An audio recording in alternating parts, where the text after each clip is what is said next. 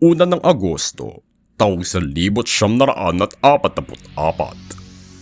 Nagsimula ang pag-aaklas sa mga mamamayan ng Polonya upang palayain ang kanilang kabisera ng Warszawa mula sa okupasyon ng mga Aleman simula nang sumiklab ang ikalawang digmaang pandaigdig.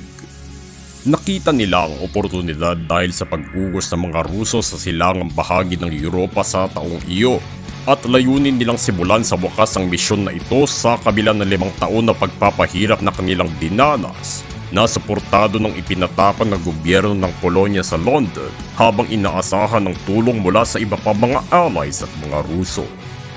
Sinimulan nila ito sa pamamagitan ng pag-atake ng mga importanteng posisyon ng mga Aleman sa lungsod at nakamit nila ang ilang mga tagumpay dito, kabilang ang paggapi sa mga lokasyon at paglaya ng ibang mga bihag. Ngunit hindi dumating ng kabuuan ng suporta na kanilang hinihintay mula sa ibang mga kaalyadong bansa, kabilang na din ang pagtigil ng usad ng mga Ruso papunta sa bansa. Nagtagal lamang ito ng 2 buwan dahil sa pagdurog ng mga Aleman sa rebelyon at maraming sibilyan ng nasawi, kasama na din ng mas malaki pang pagkawasak sa syudad.